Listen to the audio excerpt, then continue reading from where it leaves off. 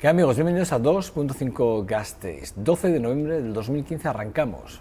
1 hora y cuarto, hora y media más o menos por delante de este programa, de este magazine, programa informativo, no sé qué más podríamos decir, epígrafes, cuantos quieran ustedes, pero nuestro y local, aquí de Vitoria-Gasteiz, para ustedes, evidentemente, y para los que somos SVTV, que es donde nos ubicamos, en nuestra televisión local. Bueno, dicho esto, arrancamos en breves instantes. Ya está nuestro invitado sentado con nosotros, con José Manuel Cámara, periodista de la televisión española, con el cual vamos a hablar en 2 segundos porque acaba de publicar su primer libro. Vamos a hablar un libro con, de alguna forma, narrativas cortitas, muy intensas y cuentos cítricos, como él los denomina. Pero vamos a hablar con él en 2 segundos.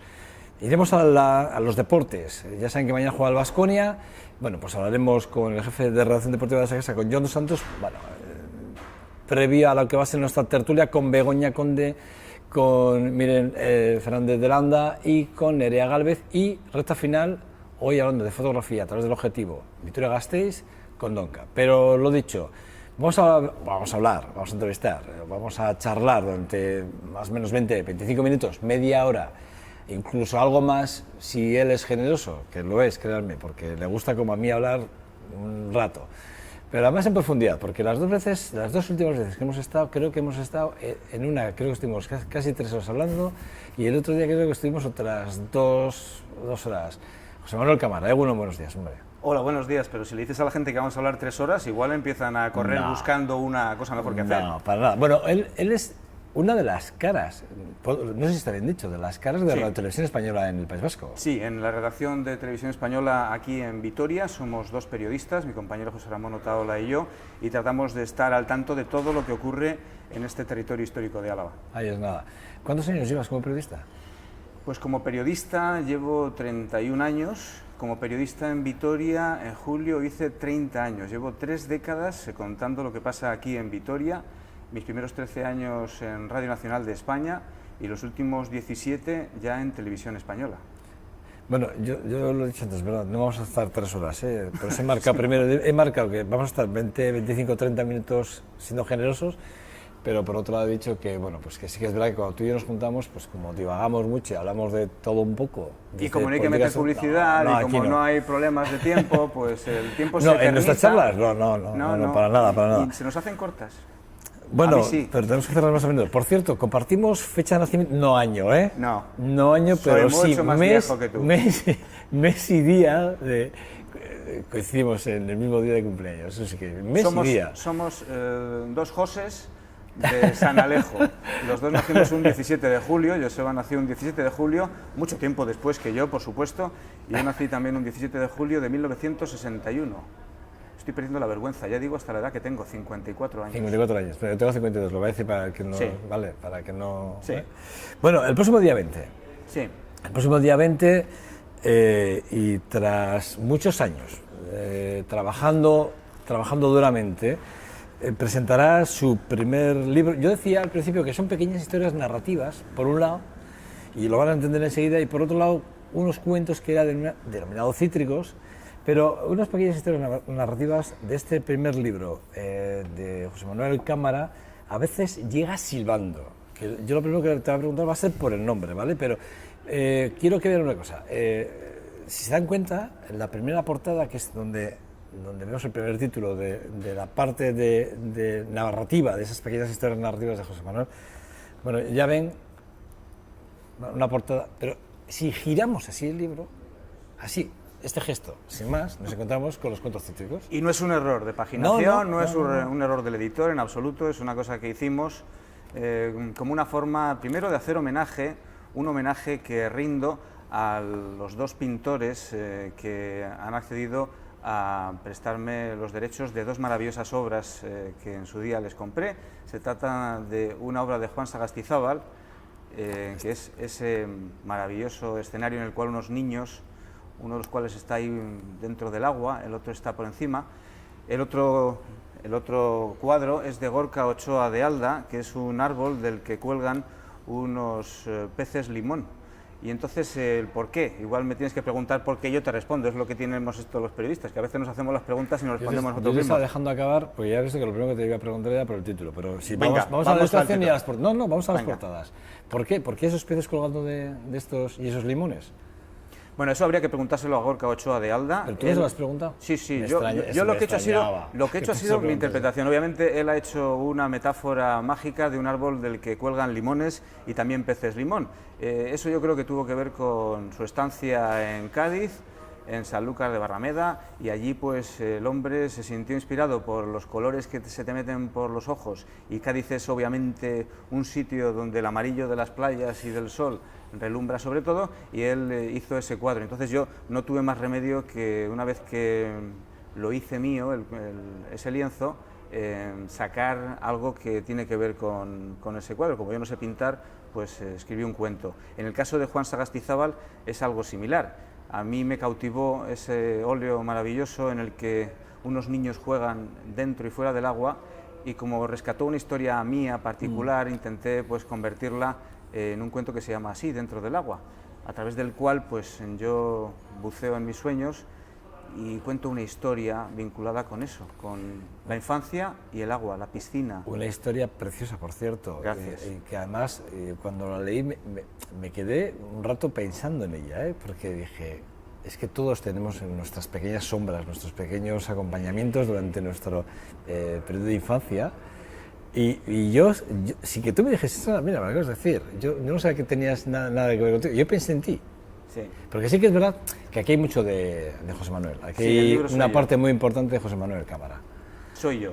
Si ahí no hay trampa ni cartón, precisamente si me ha costado tanto publicar este libro es por pudor. Y ya a esa edad que he dicho que tengo, 54 años, creo que he perdido definitivamente la vergüenza y he realizado una criba de esos cientos de cuentos que iba atesorando, y gracias a Roberto Lastre, que tuvo la paciencia de leérselos todos, pues hicimos una selección. Y obviamente es lo que te digo, que no hay trampa ni cartón, soy yo, te puede gustar más o menos el libro, puede estar mejor o peor, nos ha salido muy bonito gracias a Juan Sagastizábal y a Gorka Ochoa de Alda y a la edición de Roberto Lastre, pero ahí estoy yo. Bueno, a veces llega silbando. ¿Quién es el que llega silbando?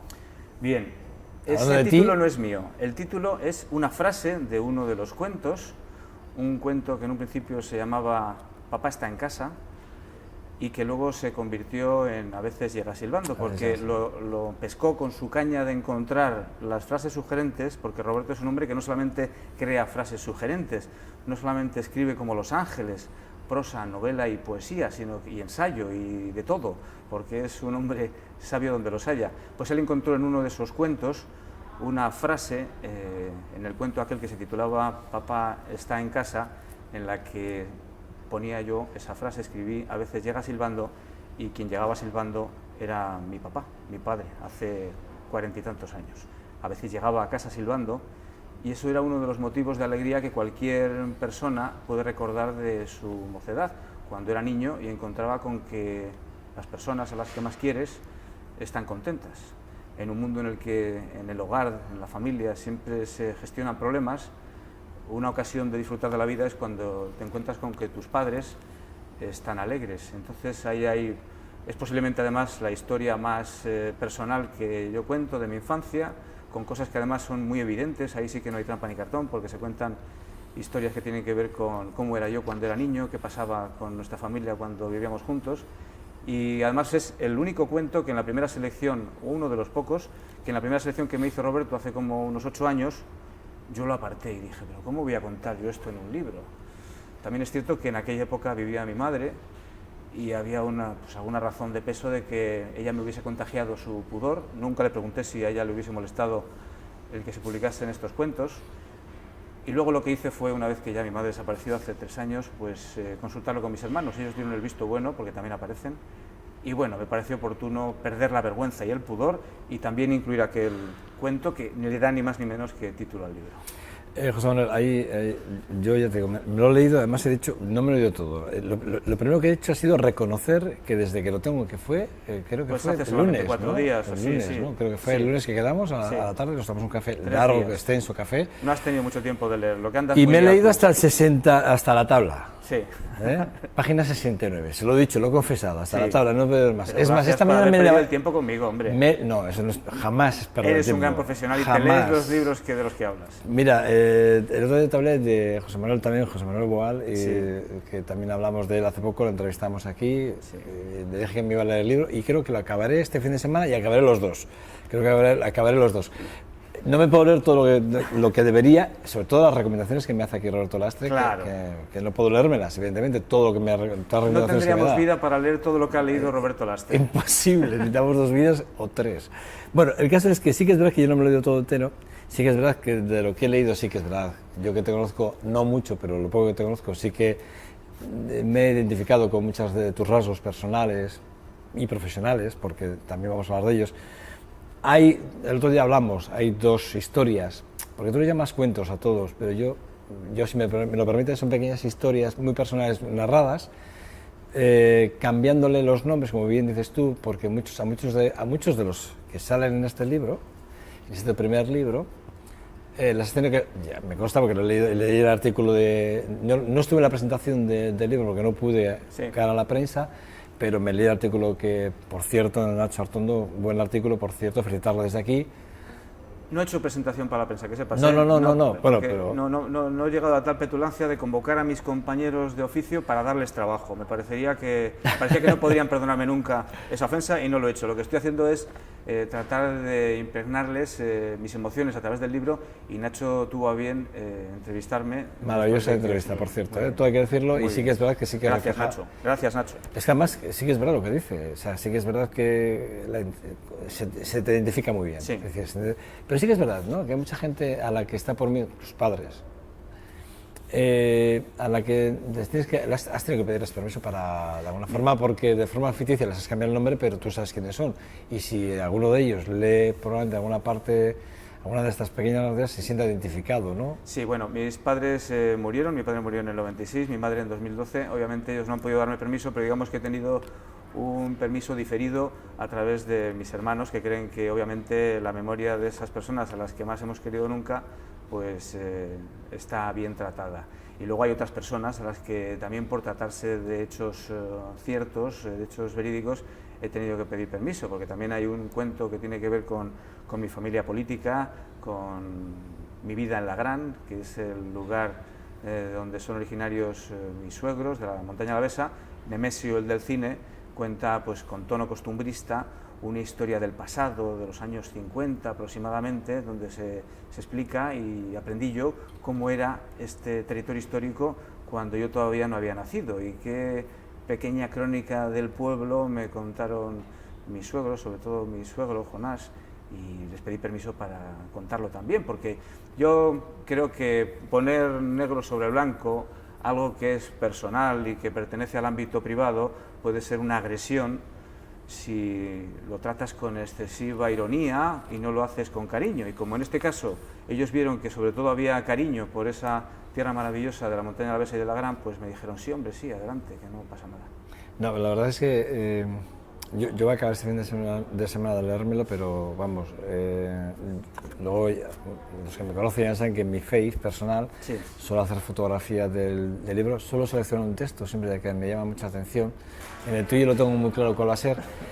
Lo hice con Roberto Lastre hace poco, que además le comentaba fuera de cámaras que yo tengo 2 libros en mi mesilla ahora mismo, y uno es el poemario, el último poemario de Roberto Lastre, y tengo el de José Manuel. O sea, y los dos, bueno, el de Roberto lo tengo porque me gusta de vez en cuando leer un poquito de poesía, no mucho, pero me gusta. Y lo poco que leo además es como es tan cariñoso contando las cosas, y se lo cuenta con un amor que da gusto leerle. Volviendo a tu libro, no te he preguntado por el título. A veces llegas silbando, pero ¿cuántos títulos? Sí, bueno, hay 2 vertientes, que una es tú ahora que has leído ya algunos cuentos te das cuenta que hay algunos cuentos que son muy sentimentales, emocionales, personales, y sin embargo hay otros en los que me desmeleno y me desfogo contando todo aquello que obviamente en el ejercicio profesional no podemos contar. Algunos de esos tienen una vertiente social de crítica, otros tienen una vertiente... Como no puede ser de otra forma. Sí, pero también hay cuentos en los cuales me río de las cosas que pasan alrededor, de cosas cotidianas, hay mucha ironía, dándole la vuelta hay ironía, a todo. Mucha ironía. Sí. Pero Sí. ironía que tú sabes utilizar muy bien, manejas muy bien. Sí, bueno, Hombre, yo que te sigo sí, en tu soy blog, yo, tienes sí, un blog sí. que a mí me gusta, es un blog, para mí es un bloguero además muy seguido, por cierto, muy seguido y muy querido, y es irónico donde los haya, pero una ironía que está muy compensada con la verdadera realidad. Sí, Que- digamos que yo soy varios yoes, yo tengo varias facetas, como todos tenemos, no me estoy haciendo el presumido, una persona no se puede definir solamente con una línea argumental, todos tenemos varias facetas, en la mía soy periodista de un medio serio, en el cual no se juega con los adjetivos ni con los adverbios, y los verbos tienen que ser siempre unidireccionales. Entonces, el hecho de llevar 30 años utilizando el lenguaje para no ofender, para contar la realidad tal y como es, para hablar de hechos y para que queden claras que las opiniones que tú viertes en tus crónicas son las opiniones de personas que tienen derecho a opinar. Hubo un momento, ya hace unos 7 años, que yo me sentí en el deber de opinar también sobre algunas facetas de la realidad. Y en el año 2008, cuando ya me hice adicto a esto de las redes sociales, descubrí que ser bloguero tampoco era tan difícil y empecé a volcar toda aquella parte de las crónicas periodísticas que no tienen posibilidades de entrar en el minuto que te suelen dar para explicar lo que ha pasado. Mi blog, y permíteme que diga el nombre, y no es autobombo, se llama Euskizofrenia y nació exclusivamente para gritar en contra de la violencia terrorista que había en este país y que parece que ya por fin le hemos dado carpetazo. Entonces, surgió en Mondragón. Yo estuve allí el día en que fui el primer periodista de la casa que llegó a Mondragón cuando asesinaron a Isaías Carrasco, y estuve 12 horas tratando de agilizar el trabajo de mis compañeros haciendo labores de producción. Y después de aquellas 12 horas llegué a casa con el corazón pequeñito después de haber visto sufrir a una parte de Mondragón y también después de haber visto la pasividad y la frialdad con la que otra parte de los ciudadanos reaccionaban ante la muerte de un vecino, que yo necesité gritar. Y a la mañana siguiente me puse a escribir, sin saber para qué. Escribía como escribo tantas cosas, como escribía mis cuentos, para desfogarme. Entonces, en 2008 lo que hice fue volcar aquella primera entrada del blog, en un blog que creé, que se llamaba Esquizofrenia, en el cual fui contando mi visión de cada uno de los hechos sangrientos que pasaban en este país. Luego ya se ha convertido en una forma de sacar a la luz mis visiones sobre la realidad política, solo mis visiones, nada que ver con el mundo de RTV, porque tengo que poner las dos caras. Cuando estoy con un político que me cuenta la realidad, trato de ser riguroso con lo que él quiere decirme y guardarme mis prejuicios para mí mismo, para el tiempo libre en el cual creo que tengo derecho a pensar y a opinar. El día en que me digan que eso no se puede hacer, pues obviamente dejaré de hacerlo, porque si hay algo que valoro también es el trabajo que se hace desde un medio de comunicación público. Como es Radio Televisión Española, Sí. evidentemente. Yo te iba a preguntar, al final quería acabar preguntándote un poco sobre la situación actual de la política, porque evidentemente teniéndote a ti aquí no iba a desaprovechar esa oportunidad, y sobre todo después de la división en el Día de la Memoria, ¿no?, que vimos escenificada por el Partido Popular por un lado y el resto de partidos, inclusive la izquierda abertzale desde el Parlamento, unos en el monolito, digamos, en esa pequeña montaña. Ese día me fui con mi cámara de fotos para reflejar esa división, no he hecho nada con ellas, pero las tengo. Fui a trabajar, obviamente, pero en los tiempos de espera siempre tienes tiempo una vez que llevas el trípode, porque los redactores en Televisión Española también llevamos el trípode a los sitios, porque si no, a veces la cantidad de lugares donde tenemos que estar no se podría hacer con los medios que tenemos y hacemos todo lo que haga falta. Ese día me tocó estar en varios sitios. A las 10 de la mañana se concentraron los familiares de Etxerat para que se incluyese a las 16 personas que han fallecido en accidentes de tráfico a causa de la dispersión. Quieren que se les incluya también en ese Día de la Memoria. Escuché unas declaraciones de un caballero que es hermano de una persona que fue condenada precisamente por el asesinato de Isaías Carrasco y por su pertenencia a ETA, y él clamaba para que la memoria de los familiares que se han tenido que desplazar fuese respetada. Luego a las 10:30 estuve dentro del Parlamento viendo cómo Asier Arraiz, que estuvo entregando flores de las que sacó del Parlamento, se las estuvo entregando a familiares de Etxerat, también cogió flores de las que había dentro del Parlamento para depositarlas dentro de un centro de flores. Allí estaban todos los partidos, menos el Partido Popular y UPyD. Y luego, como todo el mundo sabe, también el PP hizo su propio acto aquí cerca, frente al monolito de la Ertzaintza de Agustín Ibarrola. Y luego por la tarde, además, en Bilbao se inauguró otro centro de la memoria. ¿También estuviste en Bilbao? No. Allí fueron mis compañeros, el Centro Gogora, que es la versión del Instituto de la Memoria que se va a crear por parte del Gobierno vasco, y que sabéis que en Vitoria vamos a tener otro memorial de víctimas del terrorismo en el antiguo Banco de España. Aquí podría yo lanzar un mensaje catastrofista diciendo que cada uno va por su lado, pero me voy a quedar solamente con lo que realmente nos importa a todos, y es que en este país ya no hay sangre en las calles por culpa de las ideas. Ahora mismo quedan flecos por resolver. Quienes tengan familiares en cárceles lejanas, obviamente dirán que esos flecos son muy importantes, que ellos siguen haciendo 1000 kilómetros para reunirse con su gente, pero también desde el otro lado, desde el lado de quienes van a los cementerios, porque hubo más de 800 asesinados por ETA, ellos dicen que no pueden desplazarse para ver a nadie y esperan que haya una disolución de ETA, un movimiento que realmente haga pensar al Estado que hay que tomar pasos en serio. Si es o no el momento de la dispersión, pues no lo sé, porque desconozco exactamente qué es lo que pasa por debajo. Podría ser este el momento. Desde luego creo que va a ser el 2016, en que parece que pueden cambiar mucho las cosas, un momento en el que se agilicen los pasos de un proceso que no procés, que llaman proceso de paz, llaman búsqueda de la convivencia, normalización. Da igual, las palabras a mí en este caso me dan lo mismo, lo que sé es que ya no hay sangre en las calles, y eso me parece muy importante. Respecto al relato, sin lugar a la vida, hay mucho que hablar, pero vamos a hablar, vamos a escribir, vamos a hacer la crónica de lo que cada uno piensa que esto fue. Vamos a intentar no tergiversar, aunque cualquiera puede decir que mi relato ya es una selección de hechos y en cuanto los concateno, estoy diciendo la realidad según mi propio criterio. Bien, pero en el terreno de las ideas y la discusión todo vale, lo que no vale es asesinar. Este es José Manuel Cámara, ¿eh? Así, y en su blog le van a leer como lo están escuchando, ni más ni menos. Lo que pasa es que le están escuchando y ahora cuando lean su blog, póngale el tono, ya le pueden poner ustedes el tono, y es verdad, es así. Sí. Y lo que pasa es que le conozco, entonces, bueno. Bueno, gracias por responderme esa pregunta, que no era nada fácil, ¿eh? No es nada fácil, siendo quien eres, viniendo donde vienes y pensando como piensas, no es nada fácil, ¿vale? Que sí. vaya por delante, ¿vale? Volviendo al libro, ¿cuándo descubres que tienes esta faceta? Hombre, escribir, como periodista que eres, escribes mucho, pero ¿cuándo es cuando decides que crees que puedes empezar a recopilar estas pequeñas historias? Yo creo que es la presunción. Es la presunción de guardar. Hablabas de 8 años. No más, 8 años desde que empiezo a seleccionarlos. Ha habido 4 selecciones distintas de los 300 cuentos que tengo.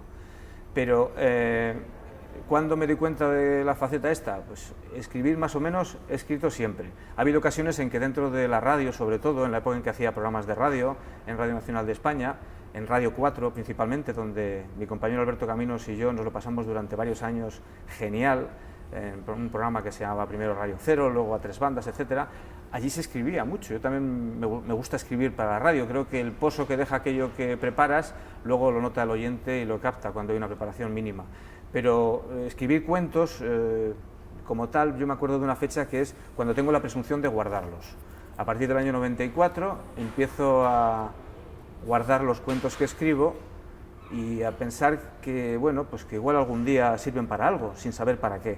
Primero por la autosatisfacción, por sentirme cómodo mientras los escribo, y llega un momento en el que, releyendo años después, empiezas a encontrarte cuentos que, por la memoria de pez que tengo, no los reconocía. Entonces no me reconocía a mí mismo, pero sin embargo pensaba que, bueno, que no están tan mal.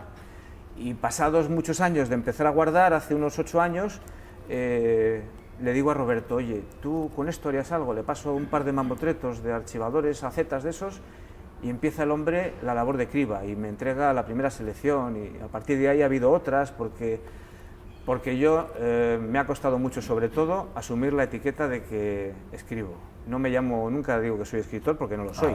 Yo soy redactor de Radio Televisión Española. Ahora ya en el currículum tienes que poner escritor. No, bueno, pero es que yo considero que el que escribe crea arte. Entonces yo valoro muy bien a mis escritores favoritos y yo sé que no llego ni a segunda regional preferencia. Eres excesivamente modesto. No, porque, mío, porque son cuentos. Escucha, no. en la primera división están los novelistas. No, yo te voy a decir yo soy una cosa. de segunda división, El otro llevo día, los cuentos y punto. que el otro día estuvo aquí Roberto, no nos vendas la moto. El otro día estuvo aquí Roberto, que además me consta que viste la entrevista, Sí, pero lo vi. fuera de cámara. Te voy a decir algo que no se dijo, y no está bien que lo haga, pero lo va a hacer. Hablando de tu libro y hablando de ti, dijo, de los 300 hice una criba para este libro, pero hay mucho material y muy bueno en el resto que hemos dejado y habría que retomarlo en breve. O sea, eso lo hablamos, es decir, que él tiene claro que tiene que haber una segunda parte. Yo quiero tranquilizar a mi entorno, a mi familia, a mis amigos, al resto de la prensa de Vitoria. He dicho desde el principio que este va a ser mi primer y último libro de relatos. Es mucha la energía que he tenido que acumular para salir y para enfrentarme a vuestras 5 maravillosas cámaras, para estar aquí sometido a la dictadura de Estíbaliz, que está ahí detrás de todas estas cámaras. Dictadura, no llames dictadura. ¿Dictadura? ¿Por qué? Dictadura y capacidad para manejar todo este tinglado. Esto es una gran y VTV es una gran televisión currante, capaz de sacar cosas hermosas a través de vuestra pantalla. Entonces, yo no me veo en la situación de volver a acumular la energía para volver a decir Cuentos Cítricos capítulo 2. No, y le deseo mucha suerte al libro, se llamará de otra forma, pero bueno, tendrá que haber una segunda parte porque Roberto estaba... Vamos a ver si engañamos a alguien y pagan los 15 euros que cuesta. Bueno, yo voy a destacar 2 que efectivamente, aparte de llegar hasta la tabla, sí que es verdad que me faltaba de las 70 a las 77 por leer, pero como tú me aconsejaste que me leyera 2 concretamente, me las he leído y las 2 son maravillosas. No sé, a mí la de 2 caras y un espejo, el final es impresionante. Esa cena ese final no lo voy a desvelar porque quiero que ustedes lo lean, Sí. Pero esa cena es brutal. Porque este relato lo haces precisamente para presentarte a unos premios. Me has preguntado antes que por qué me dedico a escribir. Yo llevaba desde el 94 guardando cuentos y en el 97 fue un reto que me lanzó Eva, mi mujer. Saludos, Eva. Me dijo, mira, aquí hay un concurso del ayuntamiento. Era la época en que se estaba hablando del lenguaje no sexista como una fórmula de conseguir la igualdad de género. Yo además era en aquella época una persona bastante díscola con esas técnicas para conseguir la igualdad. No creía en el lenguaje no sexista, no creía en que el uso de los géneros como se utilizan de forma habitual ahora pudiese garantizar una mayor igualdad. Con el tiempo he cambiado. Yo ahora utilizo las arrobas cuando quiero expresarme en plural y hablo de la infancia para no tener que decir los niños, y etcétera, etcétera. Obviamente creo que lo de los nosotros y nosotras igual es un exceso que tendrán que corregir algunos políticos. Saludos también para Ibarreche. En cuanto al cuento este fue el que me hizo pensar que bueno, igual resulta que no soy tan malo, porque me presenté a aquel concurso y conseguí un segundo premio. Y la primera vez que me presentaba en un concurso de aquí del Ayuntamiento de Vitoria, del Servicio de Igualdad, que me premiasen, pues me supuso un subidón tremendo. Cuando ya publicaron el cuento 4 años después y le pusieron una ilustración que recojo en el libro de Javi Galdos, que reflejaba una de las escenas del cuento, pues dije, esto ya es impresionante, porque nunca había pensado que yo pudiese publicar ninguno de mis cuentos. Y luego, pues, eso igual fue uno de los acicates que me ha hecho seguir escribiendo, y hasta hoy, hasta el número 300. Que, por cierto, el número 300 me lo impuse como una especie de castigo. Decidí que en el número 300 dejaba de escribir hasta que tuviese la valentía de publicar. Bueno, pero lo has publicado y sigue escribiendo porque a mí me lo ha confesado. Sí. 2 caras y un espejo, a mí me encanta, sinceramente. Además coincide con un número que para mí es muy importante porque desde hace mucho tiempo, desde hace 4 años, representa mucho en mi vida, creo que te lo conté, el número 23, curiosamente, que además coincide con el 23 coincide con la fecha de publicación, pasas a la siguiente página y coincide con la página 23, bueno, una cosa muy curiosa. Bueno, 2 caras y un espejo. Yo cuando enfrentas a tu personaje, a su espejo, al afeitarse, a la dureza, al llamar a la puerta, a la mujer ahí insistiendo, ese momento del baño, esas reflexiones que él hace para llegar a un desenlace, que vamos, ni cuando menos lo puedes imaginar. Y repito, yo no lo voy a desvelar, pero créanme ustedes que merece, solo por leer ya ese capítulo, ese segundo premio, de verdad, merece ya solo todo el libro. Créanme, es esa. Qué pena que no estuvieses en el jurado para que hubiese logrado el primer premio. No, va en serio, no sé no sé qué hizo el primer premio para ganar. Lo hizo mucho mejor que yo. No y aparte sé. que este cuento tiene una carga de ironía en la que obviamente el jurado que lo leyó dijo, este tío no se ha creído nada de que el lenguaje sexista puede lograr la igualdad, y obviamente bastante hicieron con que me permitieron sacar la cabecita en uno de los premios. Bueno, hablando de cabecitas, el cabecilla de los cabecitas. Sí. Otra de las historias que la verdad es que tampoco quiero desvelar mucho, y sí que quiero que luego elijas algo que me gustaría que leyeses, alguna parte Sí. entre todos los textos que tú creas que, bueno, que puede, en el cual te puedes identificar Sí. más o menos, ¿vale? Pero cuando llegamos a esta parte del cabecilla de los cabecitas, te encuentras con que efectivamente hay una reflexión de José Manuel ahí, que como él es, como le acaban de ustedes oír y ver cuando se expresa hablando de la violencia, del terrorismo en Euskadi, de las distintas fuerzas políticas, de su forma de pensar, y repito, su blog es maravilloso, yo les aconsejo que entren y le lean. Aquí te encuentras con una visión que yo, por ejemplo, no me la había planteado, y me lo planteo en el momento que me leo ese capítulo que él me dice, léete esto, que por cierto también estuvo seleccionado, ¿no? Sí, este cuento también obtuvo un premio del Ayuntamiento de Vitoria, porque hicieron una convocatoria para que en el año 2003, aquellos que tuviésemos ganas, pensásemos en qué ocurriría en este mundo en el caso de que no hubiese asociaciones, ese llamado ahora tercer sector desapareciese, que no hubiese ONGs, ni gente voluntaria que se dedica a solucionar los problemas de los demás. Entonces yo dije, esto lo tengo que coger por algún sitio. Imagínense ustedes, porque yo cuando lo leo... Y salió el cabecilla de los cabecitas, que ahí es una historia de ciencia ficción, que es lo que suelo llamar yo a este tipo de cosas. Los amas, ¿no? ahí con los amas. Sí, los amas, la ciencia ficción y Ahí los la amas. situación de una vida en la que no hay nadie que, una vez que el Estado...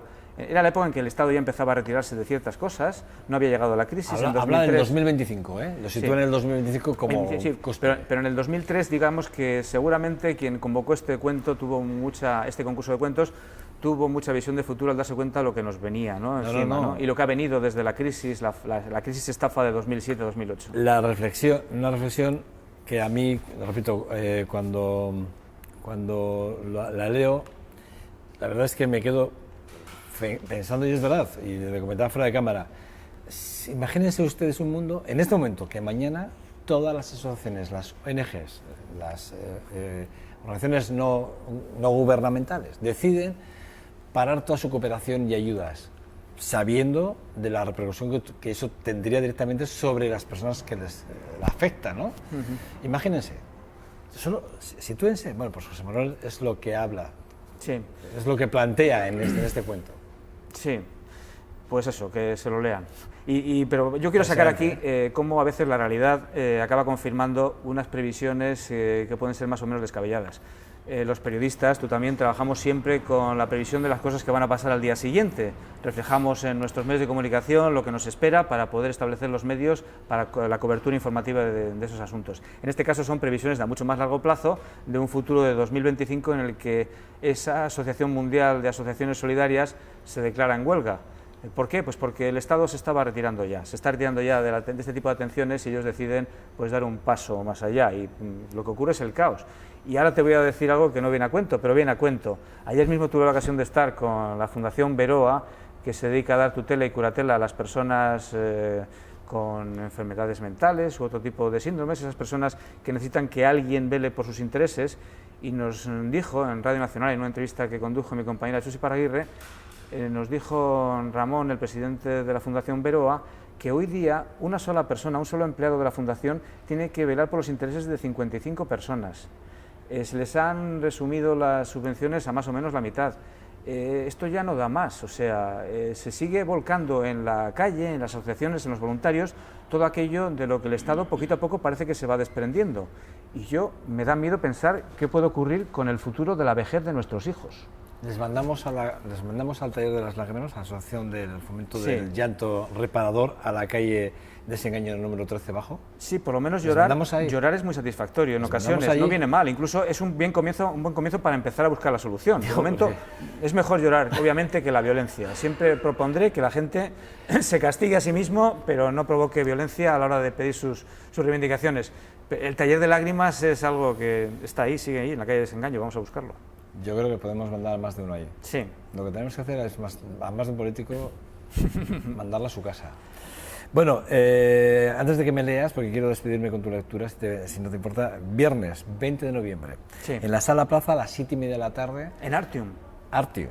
No porque vaya yo, ¿eh? Va a hacer la presentación. Sí, porque no, vas a ir. Pero es sobre todo porque van a estar mis amigos artistas. Mucha gente. Va a estar Juan Sebastián Vázquez, Cecilia Cruz cantando. Van a estar tocando y cantando. Van a estar también Juan Sagastizábal, Gorka Ochoa de Alda, mis compañeros Chusi Paraguirre, que presentará el acto, Eduardo Rojo, también Emilio Vázquez. En fin, voy a estar muy arropado porque me da un miedo atroz. Te lo confieso. Yo también voy a ir. Gracias, Joseba. No me has invitado, pero voy a ir. Gracias, Joseba. Por supuesto que estás invitado. Me voy antes de lágrimas. Por supuesto. No, pero bueno, sí que es verdad. Sí que, si me lo permites, a mí sí me gustaría, ¿no? Me gustaría ver esa sala del Artium, esa sala plaza, sí, llena en la presentación, puesta al largo, rodeado de buenos amigos y de ustedes, en el Artium, día 20, viernes 20, 7:30 de la tarde. Yo allí estaré. Bueno, ¿con qué textos nos vamos a despedir? Bien, pues como esto tiene que ser un poco breve, calculo que puede ser un minutito, no os voy a aburrir más que durante un minuto. Es un texto que lo he escogido, me lo has dicho que lo hiciese ahora mismo a todo correr, lo he escogido porque como los tenemos encima en Vitoria estos días maravillosos de otoño con los que nos está obsequiando el veranillo de San Martín, los cielos se nos están llenando de rojo, de un color rojizo que hace que los amaneceres y los atardeceres sean mejores. Y esos cielos rojos fueron los que inspiraron en su día este cuento que simplemente se llama así, Cielo Rojo.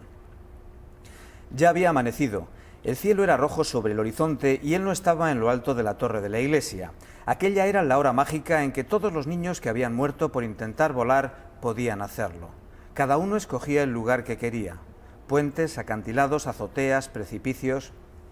Ella y él llevaban muchos años citándose en el mismo pueblo.